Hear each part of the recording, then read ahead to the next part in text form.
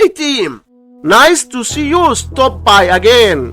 In today's future, 173 divided by 173, which equals 1, and 173 divided by 173 equals 1. Now we have this problem, 1 divided by 1, which equals 1. But this answer is not correct because according to the order of operations, we must do this division, then this division, and at last this division. So we have first this division, 173 divided by 173 equals 1. So we have 1 divided by 173 divided by 173, and we can write this part as 1 over 173 divided by